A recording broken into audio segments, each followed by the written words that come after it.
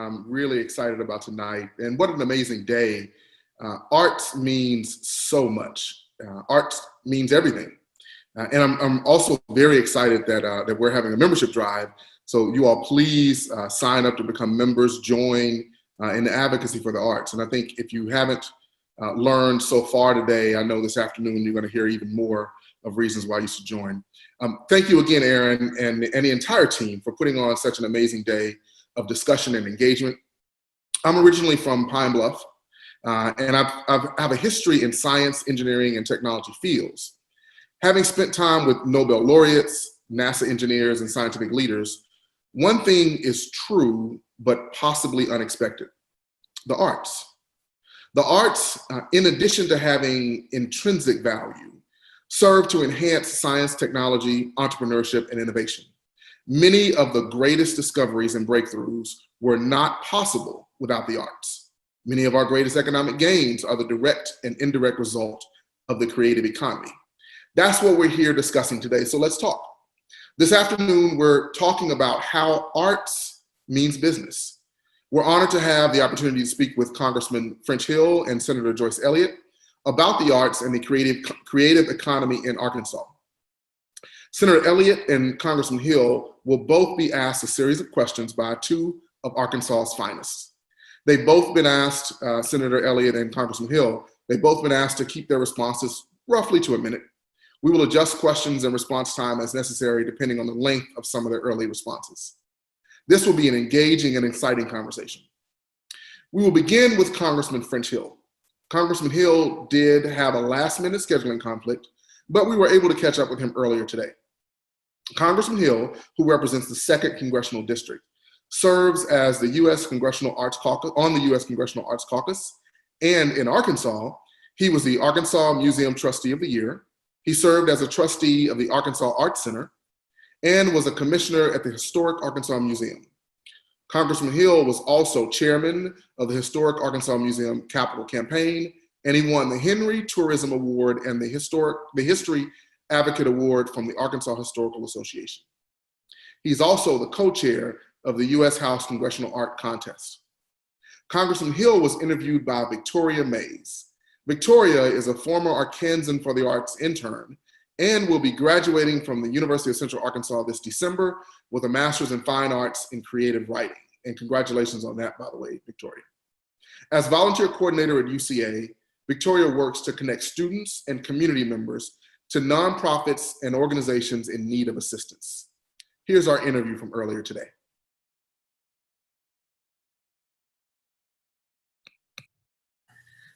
Congressman Hill, good to see you again. Victoria, nice to see you. As I mentioned earlier, we're thankful for you taking the time to do this and appreciate working around a busy schedule. And so we'll jump right into some questions. And I'll actually ask the first question, as I mentioned, and then we'll hand it over to Victoria. So Congressman Hill, as a banker, tell us how you ended up on the U.S. Congressional Arts Caucus and why you chose to take that position. And in doing so, would you also tell us a little bit about what the Congressional Arts Caucus does? Sure. Well, I'm a longtime supporter of the humanities. I've been a trustee of the Arkansas Arts Center. I was a longtime commissioner at the Historic Arkansas Museum in downtown Little Rock, and very involved as the Capital Campaign Chair to build that new museum that we have down at the Historic Arkansas Museum. And it all dates back to time in college when I was a history minor and an art history person inside of that history minor. So I've loved the humanities all my life. So it's not unusual that I have an interest in art. Mm-hmm. And grateful for the opportunity to be on the Congressional Art Caucus. It's about 40 years old, Chris, and it's given the opportunity for high school students all over the nation to compete and display their art. It's one-dimensional art. It's not sculpture, but it can be in any medium. And it is amazing to see what our high school students create. And if they are selected from each of the congressional districts, they hang there in the Capitol hallway between the Cannon Building and the U.S. Capitol for all the public to see. We have millions of people who pass through there in a normal non-pandemic year. In this past Congress, I've been the co-chairman of the Congressional Art Contest. So it's been a terrific tradition and so successful with our high school students that we started about 5 years ago the Congressional App Challenge, which allows students to use their creativity in programming. And the Innovation Hub has been our place to unveil those student success stories in the 2nd District. Yeah. That's great. That's great. I'm gonna hand it over to Victoria, but before I do, I have one quick question for you. What are you a really good artist? Good question. So I am a very amateur dabbler watercolor. Okay. Okay. I do a lot of landscapes, and I do some from photographs, and I'll do some plein air, hanging out by something beautiful. And Great. it's very relaxing, but I have not reached the skill of George W. Bush in portraiture that he is from a sportsaholic, baseball fanatic governor president to really being quite amazing what he's accomplished in recognizing particularly our veterans with his portraiture art. Good stuff. Now you're gonna get some tough questions from Victoria. I'm ready. Yes. And just to transition, so the first question is, nonprofit organizations and self-employed people make up the majority of the creative economy and the arts. So we are grateful for the vision to include them in the CARES Act relief package. So do you expect or think the next round of relief packages will continue to support nonprofits and self-employed? I do, and you're right. For the first time ever in American history, sole proprietors, self-employed people, and even gig workers, people who work in the new gig economy, all were covered by the unemployment compensation system and made eligible for things like paycheck protection. Right. Huge opportunity for that self-employed sector of our economy. And also we've tried to urge, and it's been somewhat successful, to expand PPP to nonprofits. And then in the Main Street program, which is a Federal Reserve lending program through the banks, they have expanded for large nonprofits to give them access to those Main Street funds. So I think when we come ashore on another pandemic-related economic recovery package, that they will be covered in there. The details of which are still all obviously open to discussion, but I'm confident they will, because that was the theme, in the CARES Act. Mm-hmm. And then also it's just great to know that that's part of the conversation. So that's good moving forward. So with the pre-pandemic, arts and cultural production in Arkansas was valued at $2.9 billion. That sector alone creates over 34,000 jobs. And that is just the tip of the iceberg. So with arts impacting other industries such as tourism, what are your ideas on how to support the arts and creatives? Well, I think a lot of that is something that could be dealt with at the state level. At the federal level, through the National Endowment for the Arts and the National Endowment for the Humanities, we work to create flexibility and expand that flexibility so that that small amount of federal dollars can go help leverage those important local charitable contributors, right? That's a huge part of our arts community, is just helping our charities survive, and our nonprofit donors and philanthropists really support the arts and the humanities. So those dollars help. And then the state thinking about it as a strategy. And I know that Parks and Tourism, which has part of the Arkansas Department of Heritage, all under Secretary Stacey Hurst, that's something to be thinking about. And the reason why I say it is we're making a major commitment here in Little Rock with philanthropy dollars, plus city tax dollars, plus state dollars, to completely rebuild our Arkansas Arts Center complex here, which is a teaching place and a place of inspiration and cultural enrichment. And then look at what the Waltons have done in Northwest Arkansas with the investment in Crystal Bridges and all the spin-off arts and humanities enrichment that surround that. So up a good point that it's a strategic opportunity for the state, and we can think about that in promotion dollars. We can think about that in humanities leverage dollars. But I do think it's an important strategy for every state. But we're blessed here in Arkansas with two hubs that are particularly robust. And I'm not discounting other places in the state, but Northwest Arkansas and Central Arkansas have a robust art, humanity, and music and education awareness and support system. Great point. I love the hubs, for example, especially with my current job and just partnering with those. So with the pandemic at play now, we have learned that we cannot predict the future, but we can be prepared to think outside of the box and be able to pivot.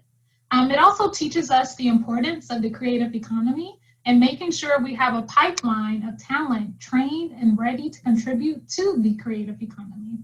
So as we are turning more and more to the internet for daily shopping, entertainment, and education, we should take note that every photo, video, and sound that goes into each product involves a creative thinker. Arts education teaches these artistic skills as well as creative problem solving and flexibility. So Congressman, what are your thoughts on the importance of arts education? And how do we invest in arts education when the arts are one of the first items cut when economic hardship hits? Well, as we learned through when Mike Huckabee was our governor, he put a preeminent leadership as governor on arts education in our schools, both music education and the visual arts. And he knows that that's directly tied with student performance. Students that are involved in the arts, both music and the visual arts, have higher grade points, they have higher engagement, and it's part of that connecting your brain, left and right sides of your brain, and making you a more successful thinker, in my view. So I support arts education. And again, we have to engage the leverageability of both state dollars, federal dollars, and also remind superintendents and school boards that this is an important thing. And there are a lot of ways to skin the cat. You don't have to have heavily structured approaches that depend only on a paid teacher. You have museums, you have nonprofit groups, you have lots of people that can do arts enrichment at our school level and help deliver that product, if a school district can't particularly afford that effort. But in our district, I'm always impressed with the number of art visual things that are introduced to our competition from Bologna High School. It is an epicenter of visual arts in my district. So I know a lot of our art teachers are great around the 2nd Congressional District of Arkansas. I also am on the STEM caucus for math and science, which Chris, I work a lot with students that are using the innovation of, but I'm also on the STEAM caucus, which includes the word art. And the historically black colleges and universities have now made that a core focus for all of their campuses to make sure that they're adding the arts into STEM. Because right now our HBCUs produce about a third of all African-American engineers and people in the health professions out there in the American economy. And they want to make sure that they also address the arts. I'll say in the pandemic, one other thing that's challenging is when you look at all the Department of Education opening guidelines and all the protections for our parents, our students, and our faculties in order to open safely and then operate merged, right? We're doing some virtual, some in classroom. We need to make sure that the arts are handled because it's not all one size fits all. I've seen a lot of bands coping pretty effectively. I've been to a lot of high school football games this fall, and I was at the UCA game last weekend, and I watched how they did their music and how they did the band, how the band instruments were prepared, how the social distancing was done. Pretty impressive. But if you're thinking about teaching dance, for example, in the room that you're going to teach dance in, and do they have the right planning and procedures? So I hope that Johnny Key and our commissioners are thinking about the arts when they're thinking about these virtual versus in-class teaching preparation. So that's not something I can do much about. I've mentioned it to Johnny Key, but I do think that we sometimes are so focused on getting the history class taught and the math class taught that we don't recognize that sometime in our visual arts, our hands-on teaching, or in music or in dance, that we've got to take some other parameters in order to handle the pandemic. Right. So before Victoria asks the next question, I love the excitement and energy and your responses. And I also know that you're on a tight timeline. So we're going to make sure we lean into being a little bit shorter on the answers. I'll try to be short in my responses. Yes. Okay, so for Nexus, beyond traditional arts education, how do you think we should approach developing and retaining more homegrown talent? And how do we support our up-and-coming young creative professionals? Well, I think the secret there, again, is the nonprofit community and our core art institutions. But we have terrific opportunities for apprenticeship and training. I know we've had incredible curators that have come out of Museum Science School who work at the Historic Arkansas Museum. You've seen the Thea Foundation do a lot of support for arts in the classroom. So at the heart of that, I think, is our cultural institutions and their nonprofit supporters reaching out more broadly to both teachers and students. Okay, and for Arkansans for the Arts, we consider diversity as a cornerstone for the creative economy. We're glad to see the topic getting the attention it deserves throughout the state. So what are your thoughts on how to support and increase diversity in the arts? Well, again, it takes intentional work to do that. And our best place to start are where one finds diversity, which is across our school system, and encouraging people there, talking about apprenticeships, talking about engagement, and our cultural institutions should be standing at the forefront of that. Got it. That's very important. Every district in Arkansas has a major economic development initiative to revitalize downtown districts and or blighted areas. Creative placemaking through the arts is at the center of these revitalization projects. So for example, think of Fort Smith's 64.6 downtown, El Dorado's MAD, and the new Pine Bluff multi-use project by the Arts and Science Center. So what role can the state or federal government play to positively leverage the arts in revitalizing American cities, or Arkansas cities in essence? Yeah, well, I love what the Winthrop Rockefeller Institute does on Pedigene and working with cities to help encourage indigenous growth and creativity. And I've seen it in almost every city I represent, from what's going on in Clinton recently to in Benton. Obviously, Searcy is, all these towns are creating an art scene, a entrepreneurship class, and that attracts young people back to their town, gives a focus to youth in their communities. And this is such a challenge for so many towns in Arkansas, particularly those, the more rural oriented they are. So that's exciting. I mean, even in Morrilton, the redo of the Coca-Cola bottling building, and I hope it gets a National Historic Preservation Award, has created a new energy there. So you're right, and I think CDBG funds is a great way for cities to use money in that regard. And again, these humanities grants can be done with cities and city partnerships as they attempt to enliven an arts scene in their local areas. Exactly. Okay, so Arkansas is attracting the attention of creative industries and creative professionals.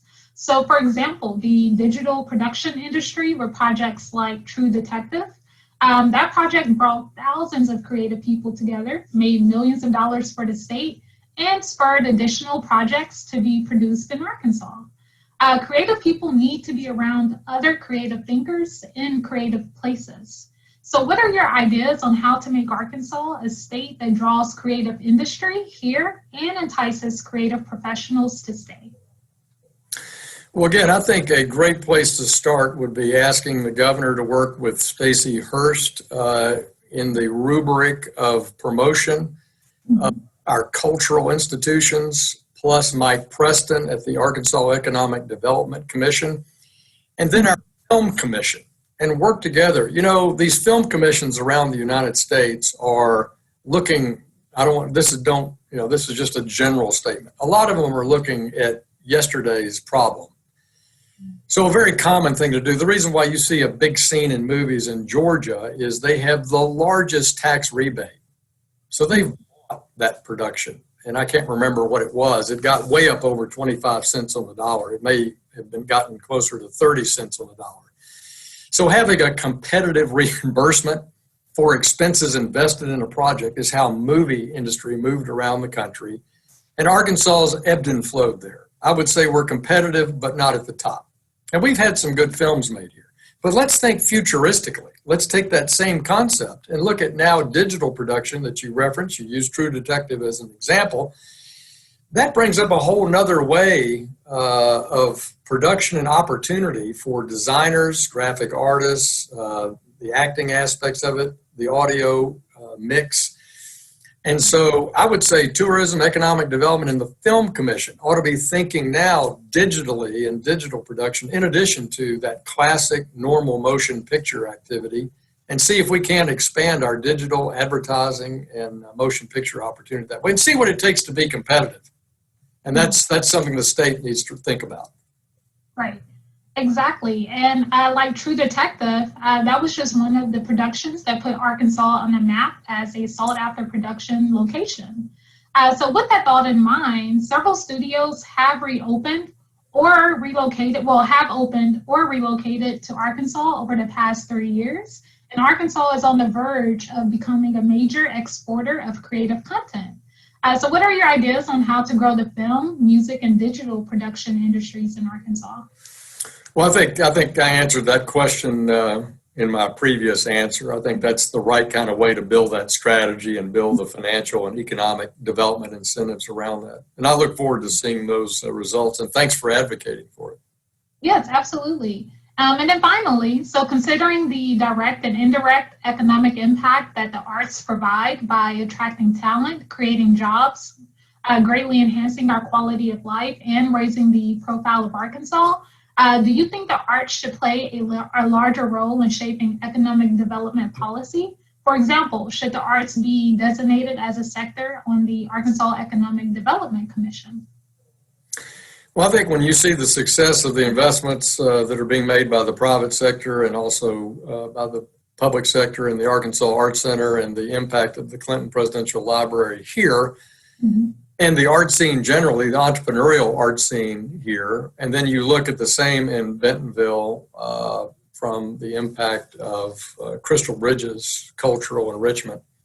It's clearly a strategy, and it goes back to the point I made about Mike Preston and Stacey Hurst thinking about that as a recruitment aspect for how Arkansas positions itself, both in its advertising and in its economic outreach. Exactly. Good stuff. So thank you for responding to those questions. It was really engaging. I have one last question for you, and it'll be quick. So in the theme of this year's Arts Advocacy Day is arts means. And we're hearing from people around the state sharing what arts means to them. We can sum up this interview with the phrase, arts means business. What does arts mean to you?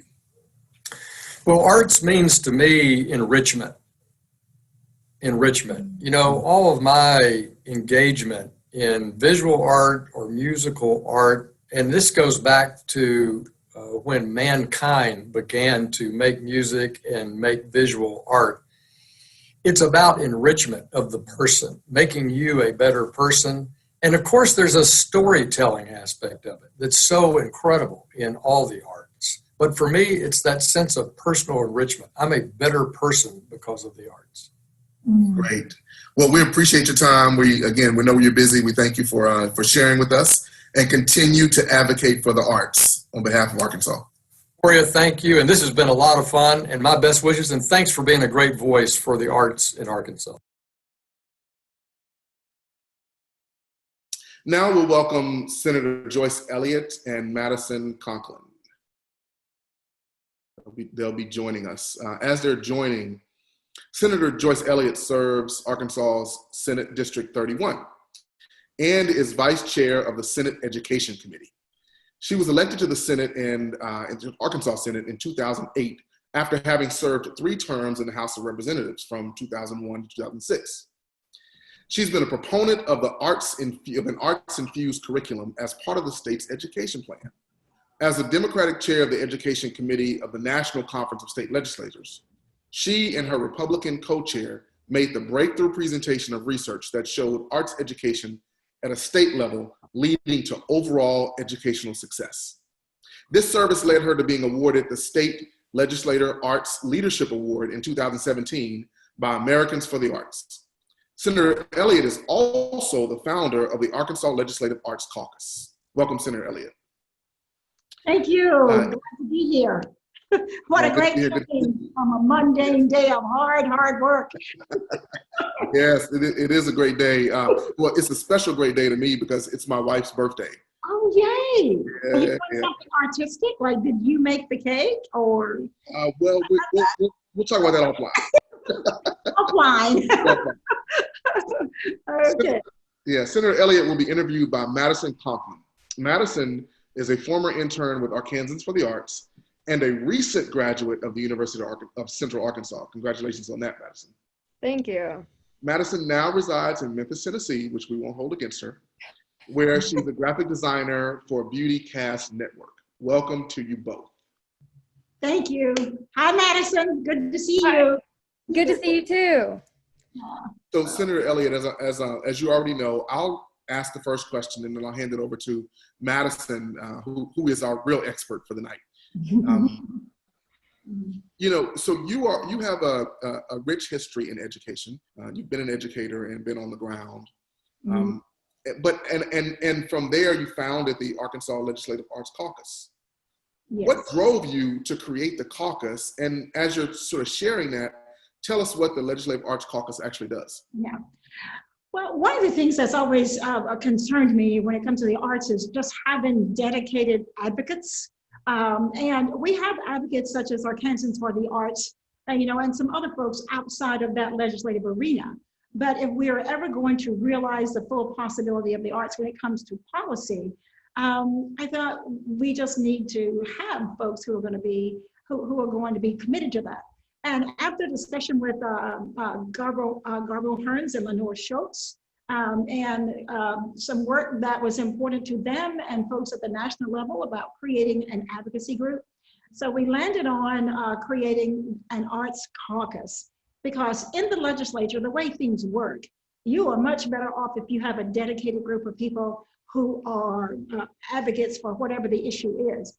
And forever, it seems like, whether or not the arts had a focus from advocacy, it was just happenstance. So I was trying to move it from happenstance to something that's more a part of the ecosystem of how we advocate for the arts. And I also knew that we needed to make sure it's bipartisan. So it was another way to promote bipartisanship, because the arts can get political, but after all the work with Garbo and Lenore, I could see clearly how the arts could be an economic driver as well. And there were some folks who just wanted the arts, as we say, for art's sake, which I think is a wonderful thing. But then there are others we were never going to get them involved unless they could see some kind of economic benefit from it. So I thought about it long and hard, and I thought, who would be the best person on the Republican side to work with us? And I thought, well, Les Warren is in Hot Springs. He and I are already friends, and we kind of have some similarities when it comes to the art. And he agreed immediately to be the co-chairs, the founding co-chairs. And so that's how we got to forming that arts caucus. And then, of course, later on, we decided we need to have a Democrat and a Republican from each of the arts districts, so that people could never say that it's Democratic or it's Republican, that kind of thing. So that's how we got started. Excellent. And people said yes to us. I love it. I love it. Yeah. So I'm going to hand the mic over to Madison. Before I do, just kind of as a contextual reminder, Madison has a series of really great questions that she's going to ask you. Mm-hmm. And we want to keep your responses to right at a minute. Okay. That'll give us time to get through, because she has a lot of great questions. So if you can do that. I know Madison does. If you all get excited and engaged, I'll gladly chime in and have us go through a little faster. I'll be brief. Go right ahead, ahead, Madison. Thank you again for being here, Senator Elliott. Sure. So my first question is, nonprofit organizations and self-employed people make up the majority of the creative economy and the arts. Mhm. We are grateful for the vision to include them in the CARES Act relief package. Mhm. Do you expect or think the next round of relief packages will continue to support nonprofits and self-employed? Yeah, I think that would certainly be the case because, when we don't really think about this a lot, but the self-employed and the nonprofit sector make up so much of our economy. It's just that it's so embedded, we forget to take a look, to pay attention to it. It's kind of like, the nose on your face, unless there's a fly on it, you don't think about it. But it gives us a great opportunity, though, that we will be forced to take a look at it. And therein lies an opportunity to think about if we're going to be inclusive. How about let's think of a new way forward of how do we look at the arts and how can we make the arts work across all kinds of lines rather than just doing the traditional thing. So I think the opportunity is going to be great for us. It's coming out of something that is a real struggle. Great. I'm sure everyone listening is looking forward to that. Yeah. Pre-pandemic, arts and cultural production in Arkansas was valued at $2.9 billion. That sector alone creates over 34,000 jobs. With arts impacting the other industries such as tourism, what are your ideas on how to support the arts and creatives? Here at the state level, there are definitely things I think we can do for incentives, but we do have to be careful about the incentives. But one of the things I think we need to think about doing is, as we all know, about democratizing the definition of the arts and thinking more carefully about what we consider as art. But I don't want us to make the mistake that some states have made because they're almost giving away the store with incentives. It's possible for us to, I think, learn from what they've done and make sure we are creating an environment that will draw the arts to our state. And a lot of that is going to be policy. But the one thing I've thought about too at the national level, rather than our all fighting each other all the time, is think about this as a regional way of things. For example, we already have the Delta Regional Authority. That could, for me, as far as I see it, that could become an area that would be a resting place for funds and for set-aside grants just for the arts that would impact Arkansas and the other states that are part of the Delta Regional Authority. And that would be rich with so many things we'll have the opportunity, to build up. Because the Delta Regional Authority is already there. And I think it could be great if it had some freshness to it, and the arts could do that. Yeah, I think that's a big movement, and Arkansas currently is taking what we have and giving it a little facelift. Yes, yeah. This pandemic teaches us that we cannot predict the future, but we can be prepared to think outside of the box and to be able to pivot. It also teaches us the importance of the creative economy and making sure we have a pipeline of talent trained and ready to contribute to the creative economy. As we are turning more and more to the internet for daily shopping, entertainment, and education, we should take note that every photo, video, and sound that goes into each product involves a creative thinker. Arts education teaches these artistic skills and as well as creative problem solving and flexibility. What are your thoughts on the importance of arts education, and how do we invest in arts education when the arts are one of the first items cut when economic hardship hits? Well, this is one of the things that bugs me the most, that we treat arts as an extra. I was that teacher that always had the sign over my door, even though I wasn't literally teaching the arts, arts is not a leisure, it's a part of who we are.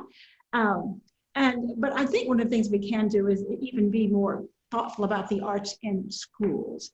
Because when we think about it, we have certain things like we have choir, we have literally art classes.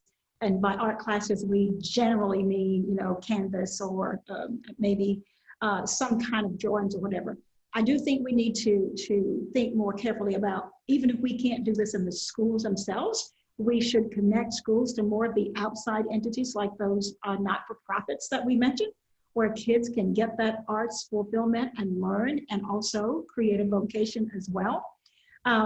But we need to make sure when we're defining education, and we need to redefine what we mean by even an adequate education, and make sure art is a part of that. One of the things I used to do as a teacher is try to bring art into my classes and of speech and English. But teachers need to be more inventive. If I assign something to students that they could render to me in an artistic way, as opposed to just writing it out on paper, that's the same as they always do. I always ask students, what idea do you have about the way you can do this assignment, other than here's the assignment the way I think of it? I think we need to have more of that creativity, and when we are training teachers, and give them more space to do things differently. But more than anything, we need to have the voices of people like you, but just in other areas of normalizing arts as a part of our education. And we just haven't done that. I'll just put it this way. I want arts to be as important as Razorback football. That's my vision. So, or wherever you are in Memphis, and it just needs to be, I want it to reach the status of athletics, the big time athletics. So. Yeah, I think that'd be great, especially with the idea of making, younger education projects more open-ended rather than, going ahead and starting from a young age, putting them within that box, encouraging to do that creative thinking. Yeah, I'm so amazed at the number of youngsters who have really interesting artistic abilities, and we teach it out of them, or we never lift it up so they see it as something other than, when I was little, I could do these little scratchy things. I think that's way unfortunate. We need to think more like the kids are thinking and see through their eyes rather than our eyes, because ours by now have gotten tired sometimes and uninspirational. So, yes. Beyond traditional arts education, how do you think we should approach developing and retaining more homegrown talent? How do we support our up and coming young creative professionals? well, we need to do that so we won't keep losing young people like you. So it's really important. When we talk about democratizing the arts, I mean, a lot of us say it who are familiar and so forth and all that. I know that's something that we want to do, but I think we need to get much more concrete about what we mean by that. And to me, that means, seeing different people in the arts and recognizing that if somebody it has some kind of artistic ability that's not recognized in your school curriculum, or not recognized by whatever the infrastructure around us is, we need to think about these things. And for example, I was in where was I? I was in Lisbon, and I saw all of this found art, and that's something I've always wanted us to do. Use these things we find that are throwaways and turn it into art, rather than just letting it be trash on the streets or look at it just as clutter. And all over that city, they just had all of these pieces of metal, that somebody had found, and cultivated and turned it into art of different kinds of animals, and had them on the walls around the city. And the city supported that. So I would like to see many more of our governmental entities supporting the arts, not just the Arkansas legislature and not just Washington.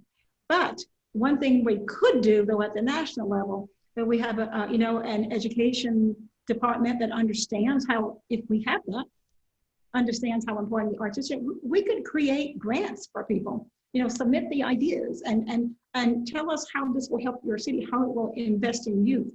Because so many of the youth that are lost, I promise you, they are artists. And we have not recognized that, because we have created a little box for them to be in, rather than a trapezoid, if that's what they prefer. Because we don't like the form of that. But the arts is all about creating your own form. We just trained ourselves to see certain forms, and that has trapped us into this traditional thing that is not serving young people well, or us for that matter. Yeah, I agree. I think you remember my very passionate thoughts on paying people for internships. If we want to advocate that art as work, then we should be paying those young artists for their work at a young age to help them, give them that confidence that what they're doing is worthy of a paycheck and is equally as deserving. So Yeah. I think your point of Libsyn and the diversity of all that really leads well actually into our next question. Arkansas for the Arts considers diversity as a cornerstone for the creative economy. We're glad to see that topic getting the attention it deserves throughout the states. What are your thoughts on how to support and increase diversity in the arts? Well, we have begun to recognize that we are a very diverse population and that is not going to be reversed. And it's taken some time for us to get there, and there are people who are still struggling with it. But the sooner we begin to, and more folks need to do this, to recognize and support and uplift groups that are different in whatever kind of ways, because if we do that, we won't always be in a position of saying this person's art is better, it's more accepted than that person's art. But what I always ask people to do, if we're going to invest in the arts, if we want it to represent everybody in our state, and we should, because if it doesn't represent the population of the state, we're forever going to have this problem, more and more of a problem of getting people to buy into funding the arts and supporting the arts. So whatever we do, for example, if I were going to have, I don't know, 3 interns in my office if I get elected to Congress, am I careful to make sure that these are diverse people? Is one of them, at least one of them, an artist?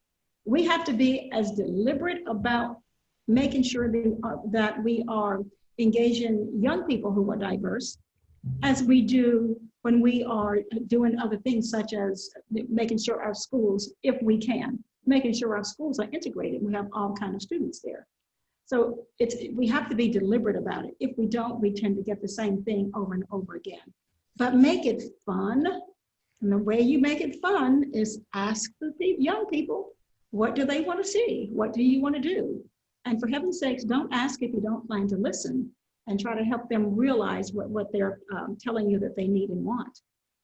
Yeah, I think that's great. You know, while my generation might have many faults, I think something that my generation is really great about is our, our wanting to diversify and include, and the fact that we are very quick to call out people who do not do such. Mm-hmm. You know, that's the way you got to make your voice heard. So Right. I do think that asking my generation is a good point, because of, we're more open to have these conversations. That's right. Yeah, and you can see that, because a good example to me, there are still people, I don't know what their problem is, who are still saying rap music is going to go away. I don't know what universe they're in, but I do remember when rap music was something that people just, plugged their ears and said all kind of things about the people who were singing, and it was just really awful. And it's not like I was ahead of everybody. I'm not saying that. But because I was a teacher, I recognized this was something really important for young people who were bringing it forth. And I tried to learn about it. And then I would weave it into my questions. If we had a test, I'd include just having somebody's name. And I noticed, because a lot of times when I give a speech, because I just think it's such a great quote from Kendrick Lamar. And I tell people all the time, they go like, hey, he's a rapper. Oh, have you ever won a Pulitzer Prize? No, you haven't. He has. So let's stop talking. But I love his quote that when I tell my story, I'm going to start with my name. I want every young person to feel that. And coming from that artist, as opposed to something I just made up, it's been so many young people have listened to me just because I could start right there.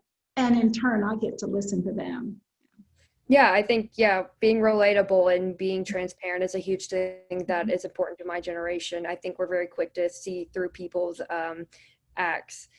Yes. So our next question is, every district in Arkansas has a major economic development initiative to revitalize downtown art districts or blighted areas.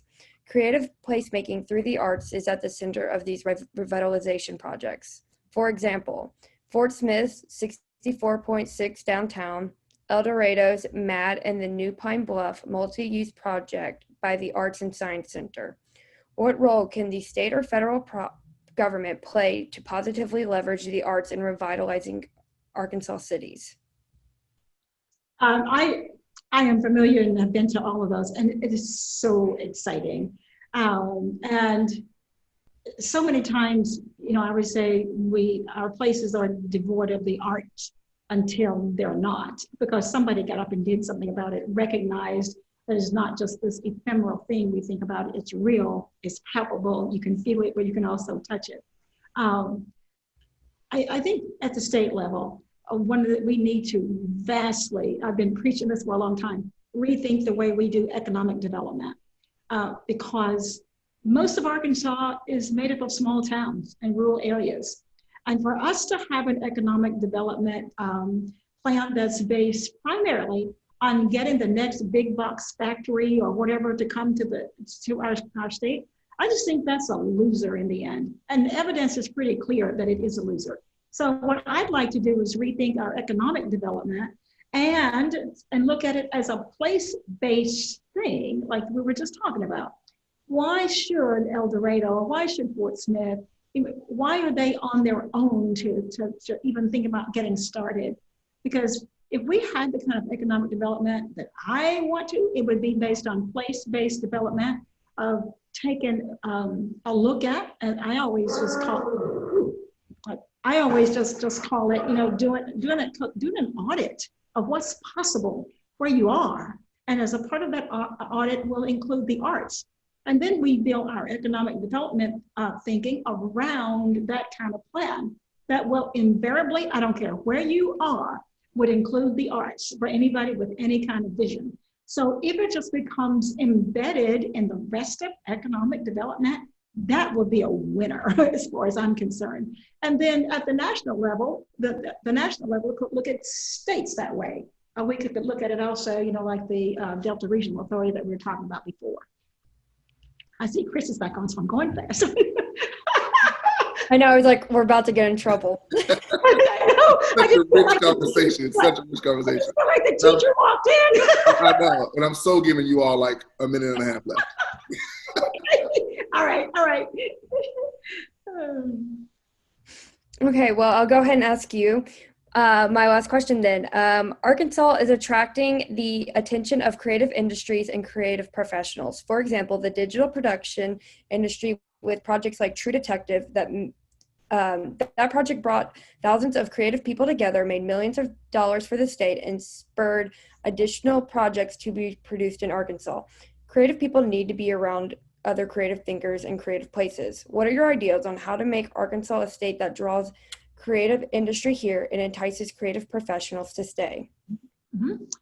Do what we do for other industries, because it seems completely normal. We'll say, oh my gosh, if we train our kids to make whatever, we can get this company to come here. And we don't think about that in terms of the arts, what you just described. So the key to the whole thing is being sure we are growing what I call the human infrastructure. Like there are define what the jobs are, and we know Kansas for the Arts has done a lot of that. Define what the jobs are. Then let's build an educational ecosystem around training people, because if you will create the people who can do it and still have all these great natural resources, I mean, they will come. And we had a discussion in the Arts Caucus with a person who was interested in that, but we just didn't have the time. It came toward the end of the session to think about it more. But we need to make our kids aware. What are those jobs? What are those things that you can do? And then accept that and train them to do it, because that's exactly what we do when some other company wants to come here. Yeah, I think that's a great thing. Starting out, when a kid says they want to be an artist when they're little, not treating it as the equivalent to saying that they want to be a princess, like making them know that that is a very achievable thing, and then making sure that they are, given those tools to see that that is achievable. And stop legislators, defy your legislators from asking questions. So how are you going to make a living now? I mean, that is so demeaning and dismissive. All right, I'm stopping on that one, Chris. I love it. Madison, that was wonderful. Not surprising. Thank you. It was such a rich conversation. Senator Elliott, I have two quick questions for you to kind of close us out. And before I ask 2 questions, let me just say that the day has been outstanding. I mean, this is focused on the arts, but we've talked about everything from engineering and science to economic development and the DRA, to rappers, to sports, because arts is ubiquitous in everything. That's right. And when thinking about the creative economy, considering the direct and indirect economic impact that the arts provide by attracting talent, creating jobs, greatly enhancing our quality of life, and raising the profile of Arkansas, do you think arts should play a larger role in shaping economic development policy? For example, should arts be designated as a sector in the Arkansas Economic Development Commission? Absolutely. And one of the things that, working with Arkansans for the Arts, and I had a meeting with the head of the Economic Development Commission, and we talked about the arts and what is possible. And we made it clear right then and there, the big ask is the next time somebody is appointed to the Arkansas Economic Development Commission, that person should be someone with an arts background and a vision for the arts playing a larger role in Arkansas's economy. Just like that. We need that definitiveness. And kind of along that lines, the theme of today, this year's Arts Advocacy Day, is Arts Means. Okay. And we're hearing from folks around the state sharing what the arts means to them. To sum up sort of this conversation, the phrase arts means business is how we sum it up. But what does arts mean to you? Limitless possibility. Limitless possibility, both on the joy side and on the economic development side. But I think it's limitless possibility. Love that. That's awesome. Well, thank you, Senator Elliott. Thank you, Madison. Also, thanks to Congressman French Hill and Victoria for earlier today. Thank you to all the guests that have joined and the attendees. A special thanks to Aaron and Arkansans for the Arts. And we really appreciate you all pulling this day together. We'd like to leave you all with a short video highlighting arts across Arkansas. Have a great evening. Thanks, everybody. Thanks, guys. Let me see.